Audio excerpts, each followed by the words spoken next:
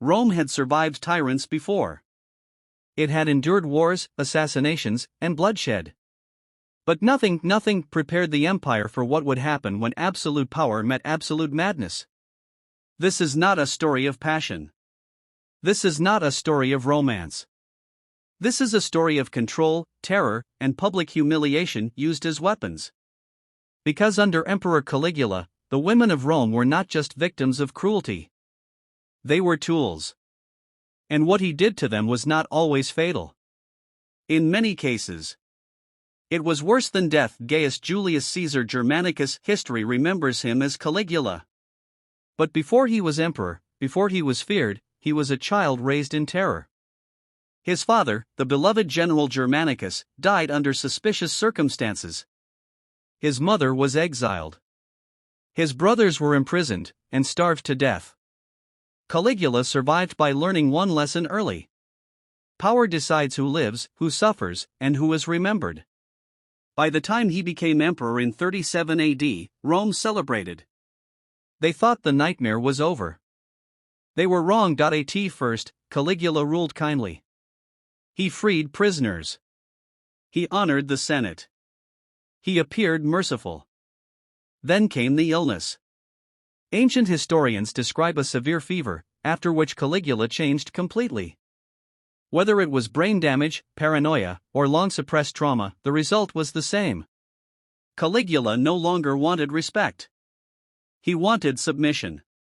And nowhere was his obsession with dominance clearer than in how he treated women. In imperial Rome, elite women were more than family members. They were symbols of honor, carriers of political alliances, public representations of male power. Caligula understood this perfectly. So he attacked the symbol, not just the person. He publicly claimed the right to take any woman of noble birth, married or unmarried, simply because he was emperor. Not in secret.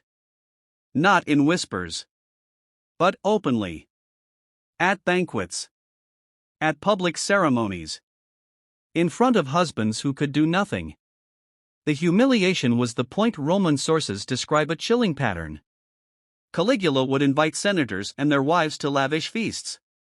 Wine flowed. Music played. Guards stood silently.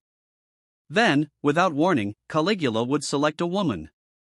He would rise, take her by the hand, and leave the room. Moments later, he would return and calmly describe her body, her performance, her value. Her husband was expected to sit still and smile, because any reaction could mean death. This was not desire. This was theater of terror. In Roman culture, honor was everything. Death could be dignified. Exile could be endured. But public dishonor? That destroyed entire bloodlines. Women were blamed. Families were ruined. Children were marked forever. Caligula knew this. He didn't just violate individuals. He erased legacies. And the women were left alive to carry the shame. There was no court to appeal to. No priest who could intervene. No husband brave enough to resist. Because Caligula had declared himself a living god. To refuse him was not illegal. It was heresy. Women learned that survival required silence. And silence became Rome's loudest scream. Ironically, Caligula feared women deeply. Especially intelligent, influential ones. He exiled noble women for rumors. Executed others for imagined insults. Accused them of conspiracies without evidence. To Caligula, a woman with dignity was dangerous. So he stripped dignity away. Publicly. Ritually. Relentlessly. Eventually, even hardened Romans were disturbed.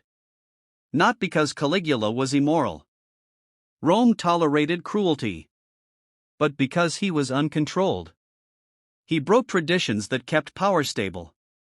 He humiliated the very families that upheld the empire. And the fear reached a breaking point. In 41 AD, Caligula was murdered by his own guards. stabbed repeatedly in a palace corridor. His wife was killed. His child was killed. Rome breathed again. But the women he scarred? History did not record their names. Their suffering became footnotes. Whispers. Shadows.